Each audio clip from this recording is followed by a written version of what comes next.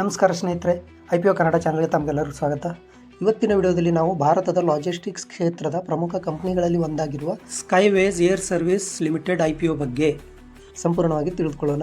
IPOಗೆ ಅರ್ಜಿ ಹಾಕಬೇಕಾ, ಕಂಪನಿಯ ವ್ಯವಹಾರ ಹೇಗಿದೆ, ಫೈನಾನ್ಷಿಯಲ್ ಪರ್ಫಾರ್ಮೆನ್ಸ್ ಹೇಗಿದೆ, IPO ಬೆಲೆ ಸರಿಯಾಗಿದೆಯಾ ಮತ್ತು ಮುಖ್ಯವಾಗಿ ಇದರಲ್ಲಿ ಯಾವ ರೀತಿಯ ಅಪಾಯಗಳಿವೆ, ಈ ಎಲ್ಲ ವಿಷಯಗಳನ್ನು ತುಂಬ ಸರಳವಾಗಿ ಈ ವಿಡಿಯೋದಲ್ಲಿ ತಿಳಿದುಕೊಳ್ಳೋಣ. ಮೊದಲಿಗೆ IPO ಪ್ರಮುಖ ದಿನಾಂಕಗಳನ್ನು ನೋಡೋಣ. Skyways air service IPO August 24ರಿಂದ ಆಗಸ್ಟ್ 27, 2026ರವರೆಗೆ ಸಬ್ಸ್ಕ್ರಿಪ್ಷನ್ಗೆ ತೆರೆಯಲಿದೆ. IPO ಪ್ರೈಸ್ ಬ್ಯಾಂಡ್ ಪ್ರತಿ ಶೇರಿಗೆ ₹131ರಿಂದ ₹138 ಇದೆ. ಒಂದು ಲಾಟ್ನಲ್ಲಿ 100 ಷೇರುಗಳಿವೆ. ಅಂದರೆ ರಿಟೇಲ್ ಇನ್ವೆಸ್ಟರ್ಸ್ ಆಗಿ ಅಪ್ಪರ್ ಪ್ರೈಸ್ ₹138ಗೆ ಒಂದು ಲಾಟ್ಗೆ ಅರ್ಜಿ ಹಾಕಿದರೆ ಸುಮಾರು ₹13,800 ಬೇಕಾಗುತ್ತದೆ. ಈ IPO ಒಟ್ಟು ಇಶ್ಯೂ ಸೈಜ್ ಸುಮಾರು ₹582.79 ಕೋಟಿ ಇದೆ. ಇದರಲ್ಲಿ ಸುಮಾರು ₹398.79 ಕೋಟಿ ಪ್ರೆಸ್ ಇಶ್ಯೂ ಆಗಿದೆ. ಸುಮಾರು ₹183.99 ಕೋಟಿ ಆಫರ್ ಫಾರ್ ಸೇಲ್ ಆಗಿದೆ. IPO ಅಲಾಟ್ಮೆಂಟ್ ಆಗೋದು ಆಗಸ್ಟ್ 28ರಂದು ಹಾಗೂ ಲಿಸ್ಟಿಂಗ್ ಆಗೋದು ಸೆಪ್ಟೆಂಬರ್ 1, 2026ರಂದು BSE ಹಾಗೂ NSEಯಲ್ಲಿ ಲಿಸ್ಟಿಂಗ್ ನಡೆಯಲಿದೆ. ಇನ್ನು ಕಂಪನಿ ಏನು ಮಾಡುತ್ತದೆ ಅನ್ನೋದನ್ನು ನೋಡೋಣ. ಸ್ಕೈವೇಸ್ ಏರ್ ಸರ್ವಿಸ್ ಕಂಪನಿಯು 1984ರಲ್ಲಿ ಆರಂಭವಾದ ಸಂಸ್ಥೆಯಾಗಿದೆ. ಇದು ಮುಖ್ಯವಾಗಿ ಲಾಜಿಸ್ಟಿಕ್ ಮತ್ತು ಫ್ರೈಟ್ ಫಾರ್ವರ್ಡಿಂಗ್ ವ್ಯವಹಾರದಲ್ಲಿ ಕಾರ್ಯನಿರ್ವಹಿಸುತ್ತಿದೆ. ಸರಳವಾಗಿ ಹೇಳಬೇಕೆಂದರೆ ಒಂದು ದೇಶದಿಂದ ಮತ್ತೊಂದು ದೇಶಕ್ಕೆ ಅಥವಾ ಒಂದು ಸ್ಥಳದಿಂದ ಮತ್ತೊಂದು ಸ್ಥಳಕ್ಕೆ ಸರಕುಗಳನ್ನು ಸಾಗಿಸುವ ಪ್ರಕ್ರಿಯೆಯಲ್ಲಿ ಕಂಪನಿ ಪ್ರಮುಖ ಪಾತ್ರ ವಹಿಸುತ್ತಿದೆ. ಕಂಪನಿಯ ಪ್ರಮುಖ ವ್ಯವಹಾರಗಳಲ್ಲಿ air freight, ocean freight, road transportation, warehousing, customs broking ಮತ್ತು ಎಕ್ಸ್ಪ್ರೆಸ್ ಕಾರ್ಗೋ ಮುಂತಾದ ಸೇವೆಗಳನ್ನು ಕಂಪನಿ ಬಿಸ್ನೆಸ್ನಲ್ಲಿ ತೊಡಗಿಸಿಕೊಂಡಿದೆ. ಅಂದರೆ ಕೇವಲ ವಿಮಾನ ಮೂಲಕ ಸರಕು ಸಾಗಿಸುವುದಷ್ಟೇ ಅಲ್ಲದೆ ಲಾಜಿಸ್ಟಿಕ್ಸ್ ಕ್ಷೇತ್ರದ ಹಲವು ಭಾಗಗಳಲ್ಲಿ ಕಂಪನಿ ಕೆಲಸ ಮಾಡುತ್ತಿದೆ. ಕಂಪನಿಯ ಮತ್ತೊಂದು ಪ್ರಮುಖ ಅಂಶ ಏನೆಂದರೆ ಏರ್ ಫ್ರೈಟ್ ಕ್ಷೇತ್ರದಲ್ಲಿ ಇದರ ಬಲವಾದ ಸ್ಥಾನವಿದೆ. ಕಂಪನಿಯ ಮಾಹಿತಿಯ ಪ್ರಕಾರ ವರ್ಲ್ಡ್ ACDನ ಅಂಕಿ ಅಂಶಗಳ ಪ್ರಕಾರ 2022, 2023 ಮತ್ತು 2024ರಲ್ಲಿ AWBS ನಿರ್ವಹಿಸಿದ ಸಂಖ್ಯೆಯ ಆಧಾರದ ಮೇಲೆ ಸ್ಕೈವೇಸ್ ಭಾರತದಲ್ಲಿ ನಂಬರ್ 1 ಏರ್ ಫ್ರೈಟ್ ಫಾರ್ವರ್ಡಿಂಗ್ ಆಗಿತ್ತು. ಇದು ಕಂಪನಿಗೆ ಒಂದು ಪ್ರಮುಖ ಸ್ಟ್ರೆಂತ್ ಎಂದು ಹೇಳಬಹುದು. ಇನ್ನು ಕಂಪನಿಯ ಫೈನಾನ್ಷಿಯಲ್ ಪರ್ಫಾರ್ಮೆನ್ಸ್ ಹೇಗಿದೆ ಎಂಬುದು ನೋಡೋಣ. 2024ರಲ್ಲಿ ಕಂಪನಿಯ ಟೋಟಲ್ ಇನ್ಕಮ್ ಸುಮಾರು ₹1,316 ಕೋಟಿ ಇತ್ತು. 2025ರಲ್ಲಿ ಅದು ಸುಮಾರು ₹2,275 ಕೋಟಿ ತಲುಪಿದೆ ಮತ್ತು 2026ರಲ್ಲಿ ಟೋಟಲ್ ಇನ್ಕಮ್ ಸುಮಾರು ₹2,840 ಕೋಟಿ ತಲುಪಿದೆ. ಅಂದರೆ ಕಳೆದ ಕೆಲವು ವರ್ಷಗಳಲ್ಲಿ ಕಂಪನಿಯ ಆದಾಯದಲ್ಲಿ ಉತ್ತಮ ಬೆಳವಣಿಗೆ ಕಂಡುಬಂದಿದೆ. ಪ್ರಾಫಿಟ್ ಆಫ್ಟರ್ ಟ್ಯಾಕ್ಸ್ ಕೂಡ 2024ರಲ್ಲಿ ಸುಮಾರು $34.50 ಕೋಟಿ ಇದ್ದದ್ದು 2025ರಲ್ಲಿ $48.1 ಕೋಟಿ ತಲುಪಿ ಮತ್ತು 2026ರಲ್ಲಿ ಸುಮಾರು $63.5 ಕೋಟಿ ಏರಿಕೆಯಾಗಿದೆ. ಅಂದರೆ ಪ್ರಾಫಿಟ್ ಕೂಡ ನಿರಂತರವಾಗಿ ಹೆಚ್ಚಾಗಿದೆ.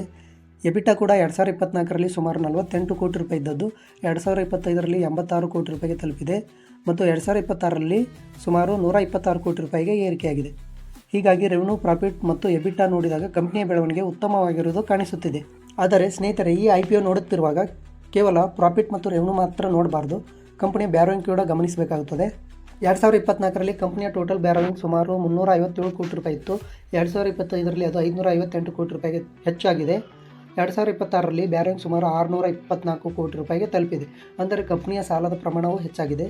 ಇದನ್ನು ಹೂಡಿಕೆದಾರರು ಗಮನದಲ್ಲಿಟ್ಟುಕೊಳ್ಳಬೇಕು. ಇನ್ನು ವ್ಯಾಲ್ಯೂಯೇಷನ್ ಬಗ್ಗೆ ನೋಡೋಣ. IPO ಮುನ್ನ ಕಂಪನಿಯ PE ರೇಷಿಯೋ ಸುಮಾರು 38.76 ಪಟ್ಟು ಇದೆ. ಪಿಯರ್ ಕಂಪನಿಗಳೊಂದಿಗೆ ಹೋಲಿಸಿದಾಗ delivery, TVS supply chain solution, Shadowfax ಮತ್ತು ಮಹೀಂದ್ರ ಲಾಜಿಸ್ಟಿಕ್ಸ್ ಮುಂತಾದ ಕಂಪನಿಗಳ PE ರೇಷಿಯೋ ಬೇರೆ ಬೇರೆ ಮಟ್ಟದಲ್ಲಿದೆ. ಹೀಗಾಗಿ ಸ್ಕೈವೇಸ್ನ ವ್ಯಾಲ್ಯೂಯೇಷನನ್ನು ಸಂಪೂರ್ಣವಾಗಿ ಅಗ್ಗದ IPO ಎಂದು ಹೇಳಲು ಸಾಧ್ಯವಿಲ್ಲ. ಆದರೆ ಕಂಪನಿಯ ಪ್ರಾಫಿಟೆಬಿಲಿಟಿ ಮತ್ತು ಬೆಳವಣಿಗೆಯನ್ನು ಗಮನಿಸಿದರೆ ವ್ಯಾಲ್ಯೂಯೇಷನನ್ನು ಇನ್ನಷ್ಟು ವಿಶ್ಲೇಷಿಸಿ ನಿರ್ಧಾರ ತೆಗೆದುಕೊಳ್ಳುವುದು ಮುಖ್ಯ. ಇನ್ನು ಈ IPO ಕೆಲವು ಪ್ರಮುಖ ಸ್ಟ್ರೆಂತ್ಗಳೇನೆಂಬುದು ನೋಡೋಣ. ಮೊದಲನೇದು, ಕಂಪನಿಯ ಲಾಜಿಸ್ಟಿಕ್ ಕ್ಷೇತ್ರದಲ್ಲಿ ದೀರ್ಘಕಾಲದ ಅನುಭವವಿದೆ.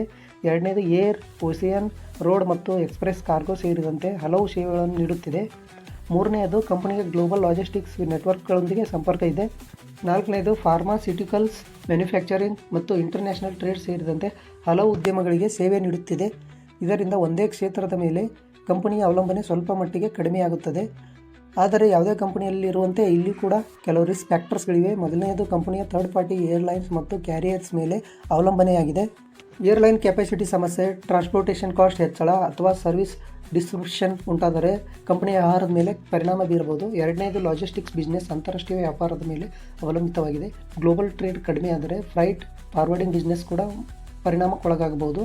ಮೂರನೆಯದು, ಯುದ್ಧ, ರಾಜಕೀಯ ಉದ್ವಿಗ್ನತೆ ಮತ್ತು ಇತರ ಜಿಯೋ ಪೊಲಿಟಿಕಲ್ ಸಮಸ್ಯೆಗಳು ಇಂಟರ್ನ್ಯಾಷನಲ್ ಸಪ್ಲೈ ಚೈನ್ ಮೇಲೆ ಪರಿಣಾಮ ಬೀರಬಹುದು. ಇದರಿಂದ ಕಂಪನಿಯ ವ್ಯವಹಾರಕ್ಕೂ ತೊಂದರೆಯಾಗುವ ಸಾಧ್ಯತೆ ಇದೆ. ಇನ್ನು ಕೊನೆಯಲ್ಲಿ GMP ಬಗ್ಗೆ ನೋಡೋಣ. ಈ IPOಗೆ ₹42 GMP ಎಂಬ ಮಾಹಿತಿ ಕಾಣಿಸುತ್ತಿದೆ. ಅಂದರೆ 30%ನಲ್ಲಿ ಪ್ರೀಮಿಯಂ ಶೋ ಆಗುತ್ತಿದೆ. ಆದರೆ GMP ಅಂದರೆ ಅಧಿಕೃತ ಸ್ಟಾಕ್ ಮಾರ್ಕೆಟ್ ಪ್ರೈಸ್ ಅಲ್ಲ. ಇದು ಗ್ರೇ ಮಾರ್ಕೆಟ್ನಲ್ಲಿ ಇರುವ ಅನೌಪಚಾರಿಕ ಬೆಲೆ ಸೂಚ್ಯಾಂಕ ಮಾತ್ರ. GMP ಬದಲಾಗಬಹುದು ಮತ್ತು ಲಿಸ್ಟಿಂಗ್ ದಿನದ ನಿಜವಾದ ಬೆಲೆ ಇದೇ ಆಗಿರುತ್ತದೆ ಎಂಬ ಯಾವುದೇ ಖಾತರಿ ಇಲ್ಲ. ಆದ್ದರಿಂದ ಕೇವಲ GMP ನೋಡಿ IPOಗೆ ಅರ್ಜಿ ಹಾಕೋದು ಸರಿಯಾದ ವಿಧಾನವಲ್ಲ. ಒಟ್ಟಿನಲ್ಲಿ ನೋಡಿದರೆ ಸ್ಕೈವೇಸ್ ಏರ್ ಸರ್ವಿಸ್ ಒಂದು ಹಳೆಯ ಮತ್ತು ಲಾಜಿಸ್ಟಿಕ್ ಕ್ಷೇತ್ರದಲ್ಲಿ ಅನುಭವ ಹೊಂದಿರೋ ಕಂಪನಿಯಾಗಿದೆ. ಕಂಪನಿಯ ರೆವೆನ್ಯೂ, ಪ್ರಾಫಿಟ್, ಎಬಿಟಾ ಕಳೆದ ಕೆಲವು ವರ್ಷಗಳಲ್ಲಿ ಉತ್ತಮವಾದ ಬೆಳವಣಿಗೆ ಕಂಡುಬಂದಿದೆ. ಏರ್ ಫ್ರೈಟ್ ಕ್ಷೇತ್ರದಲ್ಲಿ ಕಂಪನಿಗೆ ತನ್ನದೇ ಆದ ಬಲವಾದ ಸ್ಥಾನವಿದೆ. ಆದರೆ ಕಂಪನಿಯ ಬ್ಯಾರೋಯಿಂಗ್ ಹೆಚ್ಚಾಗಿರುವುದು, ಗ್ಲೋಬಲ್ ಟ್ರೇಡ್ ಮೇಲೆ ಇರುವ ಅವಲಂಬನೆ ಮತ್ತು ಏರ್ಲೈನ್ ಕ್ಯಾರಿಯರ್ಸ್ ಮೇಲೆ ಇರುವ ಅವಲಂಬನೆ ಪ್ರಮುಖ ರಿಸ್ಕ್ ಫ್ಯಾಕ್ಟರ್ಸ್ಗಳಾಗಿವೆ. ಅದೇ ರೀತಿ IPO ವ್ಯಾಲ್ಯೂಯೇಷನ್ ಕೂಡ ಗಮನಿಸಬೇಕಾದ ವಿಷಯವಾಗಿದೆ. ಹೀಗಾಗಿ IPOಗೆ ಅರ್ಜಿ ಹಾಕಬೇಕಾ ಅಥವಾ ಬೇಡವಾ ಎಂಬ ನಿರ್ಧಾರವನ್ನು ಕೇವಲ GMP ಅಥವಾ ಆಧಾರದ ಮೇಲೆ ತೆಗೆದುಕೊಳ್ಳದೆ ಕಂಪನಿಯ ಫೈನಾನ್ಷಿಯಲ್ ವ್ಯಾಲ್ಯೂಯೇಷನ್, ರಿಸ್ಕ್ ಫ್ಯಾಕ್ಟರ್ಸ್ ಮತ್ತು ನಿಮ್ಮ ಸ್ವಂತ ಹೂಡಿಕೆ ಉದ್ದೇಶಗಳನ್ನು ಗಮನದಲ್ಲಿಟ್ಟುಕೊಂಡು ನಿರ್ಧಾರ ತೆಗೆದುಕೊಳ್ಳುವುದು ಉತ್ತಮ. ಈ ವಿಡಿಯೋದಲ್ಲಿರುವ ಮಾಹಿತಿ ಕೇವಲ ಶಿಕ್ಷಣ ಮತ್ತು ಮಾಹಿತಿಗಾಗಿ ಮಾತ್ರ. ಇದು ಯಾವುದೇ ರೀತಿಯ ಹೂಡಿಕೆ ಸಲಹೆ ಅಲ್ಲ. ಈ ವಿಡಿಯೋ ನಿಮಗೆ ಉಪಯುಕ್ತವಾಗಿದ್ದರೆ ಲೈಕ್ ಮಾಡಿ, ನಿಮ್ಮ ಸ್ನೇಹಿತರೊಂದಿಗೆ ಶೇರ್ ಮಾಡಿ. ಇಂತಹ IPO ಮತ್ತು ಸ್ಟಾಕ್ ಮಾರ್ಕೆಟ್ ಅಪ್ಡೇಟ್ಗಾಗಿ ನಮ್ಮ ಚಾನಲನ್ನು ಸಬ್ಸ್ಕ್ರೈಬ್ ಮಾಡಿ. ಧನ್ಯವಾದಗಳು.